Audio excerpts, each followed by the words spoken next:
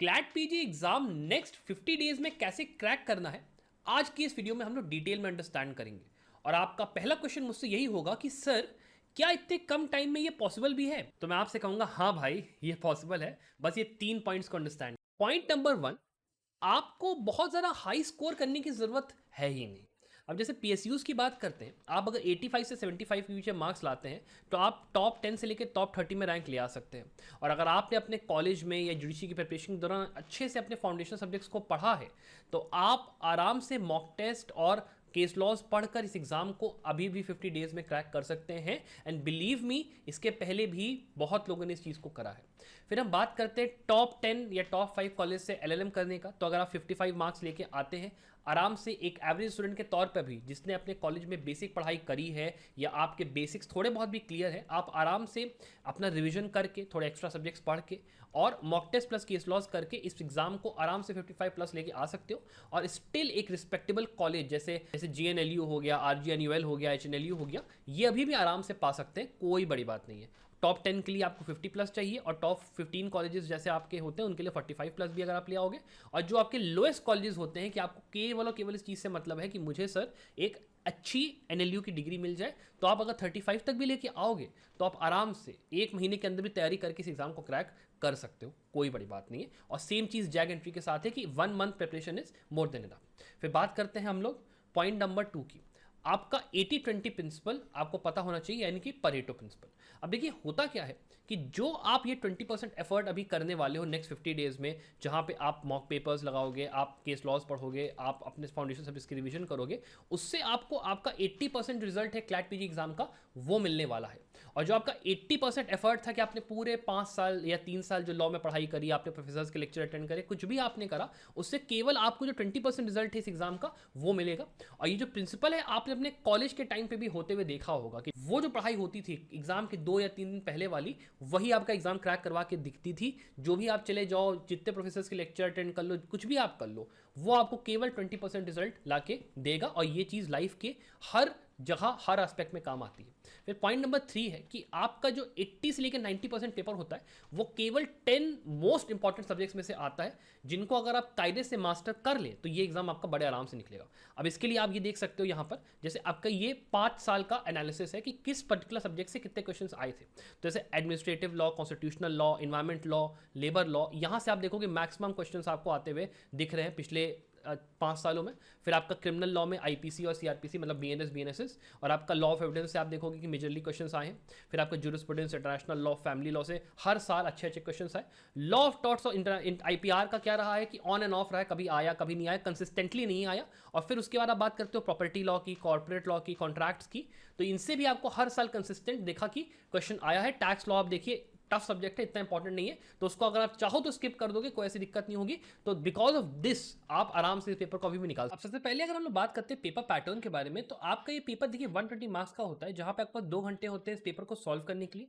अगर आप एक क्वेश्चन को सही करते तो आपको 1 मार्क मिलता है, और आप एक क्वेश्चन गलत करते तो आपको 0.25 मार्क्स की नेगेटिव मार्किंग होती है। अब पेपर डिफिकल्ट बनता है, अगर आप पिछले 6 साल के पेपर उठा के देखेंगे तो आपको एक पैटर्न मिलेगा 12-10 का, जहां पे आपके नंबर ऑफ पैराग्राफ जो है कम होते हैं, नंबर ऑफ सब्जेक्ट्स कम होते हैं, लेकिन पैराग्राफ की लेंथ जो कि ज्यादा होती है, इसीलिए हमारी कॉम्प्रिहेंशन एबिलिटी वहां पे बहुत ज्यादा इंपॉर्टेंट होती है एग्जाम के लिए। और अगर आप दूसरा पैटर्न देखेंगे वो आपका 20-6 का और 24-5 का होगा, जहां पे नंबर ऑफ सब्जेक्ट्स और number of paragraph drastically increase होते हैं, जिससे कि ये पता करना कि पहले कौन सा करना है बाद में कौन सा करना है, वो चीज प्रॉब्लम करती है। तो इसीलिए आज की इस वीडियो में जो आपको मैं स्ट्रेटजी दूंगा, ये मैं आपको ऐसी दूंगा कि आप किसी भी टाइप का पेपर आपका पैटर्न आ जाए, आप हर तरीके की सिचुएशन को हैंडल कर पाओ उस हिसाब से।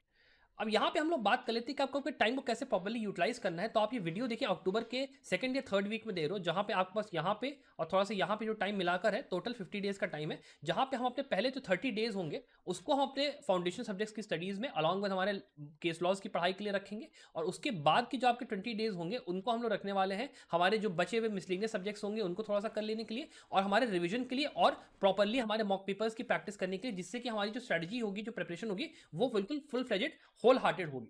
और इसको करने के लिए अब देखिए कुछ आपका जो पिरामिड है इसको आपको अंडरस्टैंड करना पड़ेगा। और यहाँ पे स्टूडेंट्स को मिसकंसेप्शन आप लोगों को ये होती है कि सर अगर हम केवल केस लॉज और मॉक्स कर ले तो हमारा पेपर आराम से निकल सकता है, बिकॉज क्लैट पीजी में तो केवल केसेस ही पूछते हैं और क्या पूछते हैं, तो ये बिल्कुल भी गलत है। इसको इस तरीके से मत लीजिए। आपको पहली बात तो ये है कि अपने फाउंडेशन सब्जेक्ट्स को अच्छे से करना पड़ेगा, बिकॉज ये जो आपके फाउंडेशन सब्जेक्ट्स होते हैं इससे आपका 60% पेपर सीधे सीधे आता है, और इसके बाद ये जो केस लॉज होते हैं इनसे आपका 20%, और बाकी का जो आपका ये 10-20% होता है वो यहाँ से डिसाइड होता है। और अगर आपने फाउंडेशन सब्जेक्ट्स को अपने अच्छे से करा कर आप देखोगे पास में भी, तो वो स्टूडेंट्स जो कि जुडिशरी की तैयारी कर रहे थे, जिनका एकेडमिक्स में वो लोग अच्छे थे, अपने कॉलेज के टाइम पर अच्छी पढ़ाई करती थी, वो लोग बहुत आराम से इस पेपर को क्रैक करते हैं। और आपका जो पोर्शन होता है सबसे ज्यादा बेस होता है। और अगर आप टॉप एनएलयूज को टारगेट कर रहे हैं या कुछ भी आप कर रहे हैं, तो अगर आपने ये पोर्शन अच्छे से कर लिया तो मेरी बात मानिए आराम से आपका ये पेपर निकलेगा। और इसका ये जो केस लॉज की पढ़ाई होती है ये आपकी होती है एक रैंक डिसाइडर, कि भैया ठीक है लास्ट के जो आपके 10 से लेकर 15 मार्क्स होते हैं वो यहाँ पे इससे डिसाइड होते हैं कि क्या केस आया, आपने पढ़ा है कि नहीं पढ़ा है। और फिर इसके बाद जो मॉक पेपर्स और कॉम्पिटिशन होता है वो आपका सुपर रैंक डिसाइडर होता है, कि भैया अगर आपने प्रैक्टिस अच्छे से करी, कम से कम 20-30 मार्क्स दे के रखे हैं, आपकी कॉम्पिटिशन बेटी अच्छी, तो आप कैसा परफॉर्म करोगे। तो हमारा जो स्ट्रेटजी है वो स्टेप बाय स्टेप वर्क करेगा।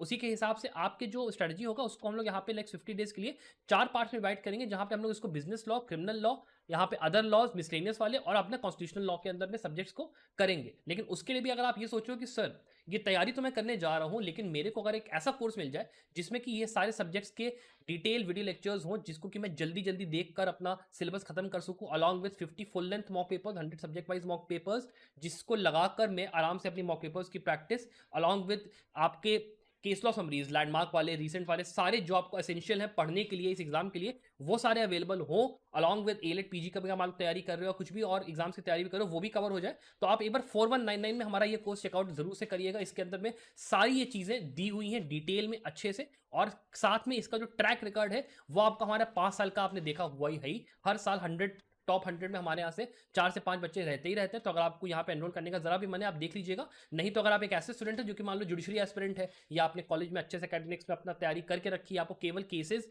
और मॉक्स की जरूरत है, और आपको अच्छे क्वालिटी के मॉक्स चाहिए जहां पे आपको सारा का सारा एसेंशियल कंडीशंस सारी चीजें मिल जाए, तो आप 2999 में हमारा ये वाला कोर्स जरूर से चेकआउट एक बार करिएगा। नहीं तो आप ये चाह रहे हो कि सर मुझे अब क्लैट पीजी के लिए जो कि थोड़ी सी देर हो गई है, मेरे को अब डर है कि निकलेगा एग्जाम नहीं निकलेगा तो मैं क्या करूं, तो आप एक बार 5499 में हमारा ये कोर्स चेकआउट कर सकते हो। इसमें आपको सारे एग्जाम्स जो आपके एलएलएम के होने वाले हैं नेक्स्ट अगले साल में 6 मंथ्स में, उसके आपके सारे के सारे के mock papers, study material, case law summaries सब मिल जाएगा। और साथ में आपका यूजीसी नेट और ऑल इंडिया बार की तैयारी भी आप कर रहे हो, तो वो भी इसी कोर्स में कवर हो जाएगी। तो अगर आपको चेकआउट करना है जरूर से एक बार देखिएगा। अब बात करते हैं कि पहले हमारे एसेंशियल सब्जेक्ट जितने हैं इनको हमें कवर कैसे करने, कौन कौन से हैं। तो देखिए आपका ये जो 4 है, these are the most essential subjects. ये आपका कॉन्स्टिट्यूशनल लॉ का पोर्शन है, इसको आप अच्छे से करके जाना है। इसमें से आपके प्लस जो लैंडमार्क केसेस भी होते हैं आपके, वो कॉन्स्टिट्यूशनल लॉ से जो कि इंटर रिलेटेड होते हैं। आप अगर मान लो पीवाईक्यूज वाला अभी हमने एक वीडियो कल ही डाला है, उसको आप चेक करिएगा। लैंडमार्क केसेस, रीसेंट केसेस जो होते हैं कॉन्स्टिट्यूशनल लॉ से ज़्यादा आपको इंपॉर्टेंस वहाँ पे रहती है, तो उसको आपको कायदे से करके जाना है। फिर ये जो आपको तीनों सब्जेक्ट्स है, बीएनएस, बीएनएसएस, बीएसए, इनके अंदर में आपको ओल्ड लॉ और न्यू लॉ दोनों को ही पढ़ना है। बस कोशिश ये करनी है कि जो आप न्यू लॉ पढ़ रहे हो उसके अंदर आप कंसेप्ट्स, उसके इलस्ट्रेशंस, उसके सारे बेयर एक्ट सब कुछ कायदे से करो। और ओल्ड लॉ को बस ये देख लो कि भाई जो कोरिलेटेड उसका सेक्शन है वो कौन सा, दैट इज ऑल। उससे ज़्यादा कुछ आपको करने की जरूरत नहीं है। फिर उसके बाद बात करते हैं हम लोग इसके आगे सब्जेक्ट्स की। तो आपका ये companies law, contract, sales of goods act, specifically fact, consumer protection act, बाकी सब, इन सबको अगर आप थोड़ा अपना टाइम देके चलोगे, कैसे टाइम डिवाइड करना वो मैं आपको अभी आगे बताता हूँ। और बाकी जो 4 एसेंशियल सब्जेक्ट्स हैं इनको आपको प्रॉपर्ली टाइम देना है। और उसके लिए आप पहली बात तो एक काम करिएगा, संभव लॉ पे हमारे ऐप पे चली जाएगा, वहाँ पे आपको एक फ्री सिलेबस मिल जाएगा, उसको आप जाकर दोस्तों चेकआउट करिए। उसके अंदर में आपको दिखेगा जो जो टॉपिक्स आपके लिए सबसे ज़्यादा इंपॉर्टेंट है, जो थोड़े कम इंपॉर्टेंट है, जो सबसे ज़्यादा इंपॉर्टेंट बिल्कुल नहीं है, उसके हिसाब से अपनी तैयारी को आप फोकस करिए। और कॉन्स्टिट्यूशनल लॉ वाले पार्ट के लिए सबसे पहले अगर हम लोग बात करें तो आप 8 डेज का टाइम लीजिए, जहां पे आप constitution, administrative law, labour law, environment law को करिए। फिर कमर्शियल लॉ के अंदर में कॉन्ट्रैक्ट्स, कंपनी, सेबी एक्ट, आपका पार्टनरशिप एक्ट, आपका specifically fact, negotiable instruments act, इसको नेक्स्ट 6 डेज में आपको खत्म करना है। फिर क्रिमिनल लॉ वाले आपके पोर्शन को बीएनएस, बीएनएसएस, बीएसए को आपको 6 डेज का टाइम देकर चलना है। उसके बाद ज्यूरिस्प्रूडेंस के यदि कम से कम 4 दिन का टाइम देकर चलना है, बिकॉज इसमें से हर साल 2 से 3 पैराग्राफ आते हैं। फैमिली लॉ की बात करते हैं तो फैमिली लॉ को आपको कम से कम 2 दिन का टाइम देना चाहिए, जिसमें आपका हिंदू लॉ, मुस्लिम लॉ आपको दोनों अच्छे से करना है। और फिर इंटरनेशनल लॉ की बात करते हैं तो आपको नेक्स्ट 4 डेज उसको भी देना है, जिससे आपको 30 डेज में ये सिलेबस पूरा खत्म हो जाएगा। इसके अलावा आप अगर बात करते हो नॉन इंपॉर्टेंट सब्जेक्ट्स, मान लीजिए आप टैक्स लॉ हो गया, आईपीआर हो गया, आर्बिट्रेशन हो गया, टॉपर्स प्रॉपर्टी एक्ट हो गया, इनमें से क्या रहता है कि 25% चांस पेपर आएगा, 25% चांस पेपर में ये सब्जेक्ट नहीं आएगा। तो इसको अगर आप मान लो आपके लास्ट 20 डेज में अगर आप कर सकते हो, वेल एंड गुड, 1 या 2 दिन का टाइम देके तो ठीक है। नहीं कर पा रहे हो तो इसको आप चाहो तो लीव भी आप कर सकते हो, कोई ऐसा एसेंशियल नहीं है। और अगर आप मान लीजिए टॉप 5 कॉलेजेस टारगेट करो तो इनको अगर आप लीव भी करोगे तो कोई दिक्कत नहीं, जैग एंट्री वाले स्टूडेंट भी लीव कर सकते हैं, लेकिन पीएसयू वाले स्टूडेंट्स को लिए थोड़ा सा मैं कहूँगा कि आप लोग प्लीज़ कोशिश करना इन सब्जेक्ट्स को करने की, और साथ में यूएपीए हो गया, पॉस्को, एनडीपीएस, जो इस तरीके के छोटे छोटे क्रिमिनल लॉ के अंदर एक्ट्स आते हैं उनको भी प्लीज़ करके जाइएगा, पीएसयू वालों के लिए तो बहुत इंपॉर्टेंट है। फिर बात करते हैं केस लॉज की। सर आपको केस लॉज कैसे स्टडी करना है? तो देखिए केस लॉज स्टडी करने के लिए यहाँ पे आपके पास 7 यहाँ पे पैरामीटर्स है जो कि मैंने यहाँ पे डिफाइन करके रखे हैं कि जिसमें कोई इंपॉर्टेंट मान लो सब्जेक्ट मैटर डील हुआ है, या फिर मान लो कोई जूरिस्प्रूडेंस का या कोई नया इंप्रूवमेंट आया लॉ का, या फिर मान लो कोई कंटिन्यूइंग सीरीज ऑफ जजमेंट है ये जिसमें कोई सजेशन, डायरेक्शन या गाइडलाइंस दी गई है, या कोई important question of law answer करा गया है, फिर मान लो किसी पर्टिकुलर जो टॉपिक है उसको ग्रेट डिटेल में समझाया गया किसी इंपॉर्टेंट प्रोविजन को, या फिर मान लो कोई हाई प्रोफाइल केस है जिसको कि बहुत ही इंपॉर्टेंट तरीके से लाइमलाइट में था मीडिया के, वो आपका आया है, उस टाइप के केसेस आपको यहाँ पे पढ़ने हैं, लैंडमार्क वाले पॉइंट ऑफ व्यू से भी और रीसेंट वाले पॉइंट ऑफ व्यू से भी। और इसके लिए मैं आपको फिर से कहूँगा कि देखिए जो कि अभी यहाँ पे टाइम कम रह गया है, और अभी लास्ट 50 डेज में अगर आप मटेरियल खुद से बटोरने जाएंगे, फिर आपको मॉक्स भी लगाने हैं, तो आप एक बार प्लीज़ 2999 का जो हमारा कोर्स है एक बार फिर से एक बार मैं कहूँगा चेकआउट करिएगा। और अगर आप ये सोच रहे हो कि सर मेरे को सब्जेक्ट्स भी थोड़ा सा रिवाइज करने में आसानी हो, थोड़ा सा मेरा वो हो जाए, तो एक बार हमारा 4199 वाला कोर्स देखिएगा, उसके अंदर आपको पूरा जो है वीडियो लेक्चर्स के साथ पूरा मिल जाता है, तो एक बार इसको जरूर से एक बार चेकआउट करिएगा। फिर आते हैं केस लॉज को, आपको देखिए पढ़ना कैसे है। तो देखिए लैंडमार्क केस लॉज की अगर हम बात करें, लैंडमार्क केस लॉज के लिए अगर आप 2017 से लेके 2025 तक के जितने लैंडमार्क केसेस हैं उनको आप कर लेते हैं, तो आराम से आपका ये पेपर निकल जाएगा, जिसमें कि आपको अराउंड 150 से लेकर 200 केसेस करने हैं यहाँ पे। इसको करने का जो सोर्स है वो मैं आपको अगर बता दूं फ्री ऑफ कॉस्ट वाला क्या रहेगा, वो मैं आपको वीडियो में अभी आपको आगे बताऊंगा। फिर अब बात करते हैं रीसेंट केस लॉज की। रीसेंट केस लॉज के लिए आप 2025 की जो रीसेंट केस लॉज हैं उनको आपको मेजरली करके चलना है। अराउंड यहाँ पे अगर आप मान लो 200 केसेस भी कर लेते हो, जिसमें आपके मेजरली आपको केसेस जो है कॉन्स्टिट्यूशनल लॉ से, फैमिली लॉ से, क्रिमिनल लॉ के अंदर में सीआरपीसी और एविडेंस और आईपीसी से मिलेंगे, कंपनी लॉ में आपको मिलेंगे, आपको कॉन्ट्रैक्ट्स अंदर कोई मेनली मिलेंगे, तो इन सब्जेक्ट्स में से जो मेजर केसेस हैं उनको आप कर लेते हो, आराम से आपका अच्छा खासा तैयारी हो जाएगा। और तैयारी करते हुए आपको क्या क्या चीज़ों पे ध्यान देना है कि पढ़ाई किस चीज़ की करनी है, नोट्स किस चीज़ के बनाने हैं। तो देखिए नेम ऑफ द केस सबसे इंपॉर्टेंट होता है, उसके आपको नोट्स बनाने। फिर आप अगर बात करते हो लैंडमार्क केसेस के पॉइंट ऑफ व्यू से, तो आपको केवल लैंडमार्क केस करना, उनकी जो कंकरिंग ओपिनियन मान लो 5 जज बेंच है, 7 जज बेंच है, 3 जज बेंच है, तो आपका कंकरिंग या डिसेंटिंग ओपिनियन जो भी होगा along with the most important ratio decidendi, वो आपको पढ़ के जाना है कि किस जज ने क्या बोला, मेन जो मेजॉरिटी जजमेंट था उसने क्या बोला, वो चीज़ देख के जाना काफ़ी इंपॉर्टेंट है। अलॉन्ग विद दैट आपके जो भी लॉज वहाँ पे इन्वॉल्व हुए होंगे उस लैंडमार्क केस के अंदर में, कि जैसे मान लो इस केस में आपका सेक्शन 377, आर्टिकल 14, 19, 21 जो जो इंक्लूड हुआ वो आपको पता होना चाहिए, किस तरीके से उसका इन्वॉल्वमेंट था, क्या उसमें चेंजेस है वो आपको पता होना चाहिए। और लास्टली आपको पता होना चाहिए जो भी इंपॉर्टेंट जजमेंट्स वहाँ पे या तो ओवररूल करे गए होंगे, या तो उसके अंदर उस चीज़ को साइट करा गया होगा कि एज अ अथॉरिटी हम इस केस को साइट कर रहे हैं, वो वाली चीज़ों के आपको नोट्स बनाने हैं लैंडमार्क केसेस के लिए। और रीसेंट केसेस की बात करें तो आप केवल नेम ऑफ द केस, जो भी उस केस का रेजिस्ट्रेशन आई था वो, और जो भी लॉज आपके इन्वॉल्व थे उनको आप केवल कर लीजिए, आपका काम हो जाएगा। उससे ज़्यादा करने की अब रीसेंट केसेस के लिए ज़रूरत नहीं है, बिकॉज आपको नंबर जो है रीसेंट केसेस का वो बहुत ज़्यादा पढ़ने के लिए, तो छोटे में उसको करिएगा।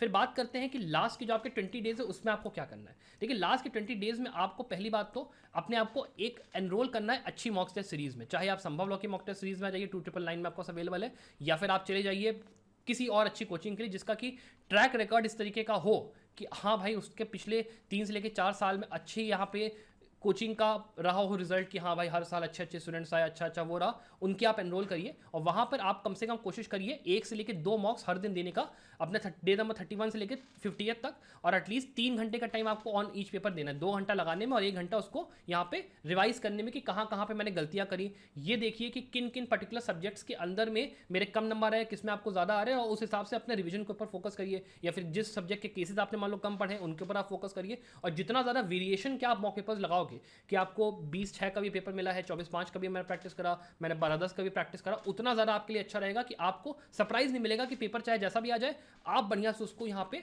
अटेम्प्ट कर पा रहे हो। That is very very important. इसीलिए मैं आपको फिर से कहूंगा कि बस संभव लॉ का हमारा मॉक टेस्ट वाला कोर्स जरूर से चेकआउट करना, बहुत बढ़िया आपके लिए रहेगा। उसके बाद अगला जो आपके लिए सजेशन है वो ये है कि आपको एटलीस्ट 2 घंटे जो हैं आपके अराउंड 2 से लेकर 4 बजे के बीच के, उसके अंदर मॉक पेपर तो एक लगाना ही लगाना है, लगाना ही लगाना है। बिकॉज यहाँ पर आपका जो दिमाग होता है उसके अंदर मान लो आपको हुआ कि भाई मेरे को सुसु पॉटी आ रहा है, मेरे को पेट दर्द हो रहा है, मेरे को कुछ भी हो रहा है, XYZ मिलने जाना है या फ़ोन मेरे को चलाना है, कुछ भी नहीं आपको होना चाहिए। आपको दिमाग को एकदम सेट होना चाहिए कि जब मेरा 7 तारीख को पेपर होगा, मेरे को एक्जैक्टली इसी टाइम फ्रेम के अंदर में अपने दिमाग को एकदम अलर्ट रखना है, नींद वगैरह कुछ नहीं आनी चाहिए। इट इज़ वेरी इंपॉर्टेंट कि आप उस पर्टिकुलर टाइम फ्रेम में रोज़ एक मौके पर प्रैक्टिस करो। और अगर आप मान लीजिए ये है कि एंक्सियस हो रहे हो, दिक्कत हो रही है, तो आप ऐसा भी कर सकते हो, मेरे को इस नंबर पे कॉल भी कर सकते हो। अगर आपको मान लो कोई गाइडेंस चाहिए, कोई हेल्प चाहिए, नंबर आपके सामने, आप चाहो तो I will be always there to help you, कोई ऐसी दिक्कत नहीं है। फिर हम लोग बात कर लेते हैं स्टडी रिसोर्सेज की, आपको यहाँ पे तैयारी करनी किन रिसोर्सेज से है, फ्री ऑफ कॉस्ट भी अगर आप मान लो सेल्फ प्रिपरेशन करो तो भी कैसे करना है। तो देखिए, आपका पहली बात, एक आपकी बुक आती है judicial services ready reckoner by Pariksha Manthan की। ये book I can not stress enough the importance of this book, because इसके अंदर सारे सब्जेक्ट्स जो आपके हैं वो एकदम प्रिसाइज तरीके से दिए हैं। तो लास्ट के 50 डेज के लिए इससे पढ़ाई करने से आपका बहुत जल्दी जल्दी सिलेबस खत्म होगा। दूसरा जो आपका बुक है वो आपका है सिंघल्स का लॉ पब्लिकेशन का मल्टीपल चॉइस क्वेश्चंस का। ये आपका 3 आपका पार्ट्स का एक बुक है जिसमें आपको हर सब्जेक्ट कवर्ड मिलेगा, इसको अगर आप चाहो तो यूज कर सकते हो। बाकी आपका अगला जो सोर्स है लैंडमार्क केसेस के लिए, वो है आपका एससी ऑब्जर्वर का, along with SCI online main, आपकी जो वेबसाइट है ये सुप्रीम कोर्ट ऑफ इंडिया की, इस पे आप जाके 2017 से लेकर 2025 तक के जो भी लैंडमार्क केसेस हैं इनको अगर आप कर लेते हो तो आपका काफी हद तक काम हो जाएगा। और उसके बाद आपका जो अगला सोर्स है वो है आपका live law, SCC online laws या बार एंड बेंच। इसमें अगर आप मान लो रिसेंट केस लॉ, जिस तरीके से मैंने आपको गाइडलाइंस बताया कि आपको कौन कौन से टाइप के केसेस पढ़ने, उनको अगर आप करते हो आपका आराम से हो जाएगा। उसके अलावा थोड़ा सा कंपनी लॉ के केसेस के लिए और आपके आईपीआर वगैरह के केसेस के लिए अगर आप मान लो अच्छे लॉ फॉर्म्स की वेबसाइट पे जाते हो या स्पाइसी आईपी वगैरह पे जाते हो, वहां से आपको काफी अच्छे से रिसोर्सेज वगैरह मिल जाएंगे, उनको आप चेकआउट करना। उसके अलावा आपका एक ही जन सीरीज ऑफ बुक्स, अगर मान लो आपको ये है कि मेरे को बुक्स से तैयारी करनी है, जल्दी जल्दी करना है, तो एक ही जन सीरीज का आप यूज कर सकते हो, या फिर आप राहुल्स के, या आप एक आपकी कोचिंग आती है एम्बिशन की, इनके अगर आपको मतलब नोट्स वगैरह मिल जाए, इनको आप चाहो तो ऑनलाइन परचेज कर सकते हो, वैसे भी वहां से भी आप अच्छे से तैयारी अपनी कर सकते हो, कोई ऐसी दिक्कत नहीं है। और आप बाकी जो है ये जितनी रेफरेंस बुक्स हैं आपका, जैसे मान लीजिए पर सब्जेक्ट अगर आप जा रहे हो, इनको अब इतना टाइम नहीं है आप रेफर करने का, 50 दिन के हिसाब से, डोंट गो फॉर वेरी बल्कि बुक्स, इन बुक्स को आप बेसिकली यूज करिए। और यहाँ पे आपकी जो तैयारी होगी वो फुल फ्लेजेड आराम से हो जानी चाहिए। और आप प्लीज़, अगर आपको वीडियो पसंद आए, वीडियो को लाइक और शेयर जरूर करिएगा। अगर आपको हमारे कोर्सेज में इंटरेस्टेड हो तो आप उसको भी चेकआउट करिएगा। I wish the very very best of luck for your success.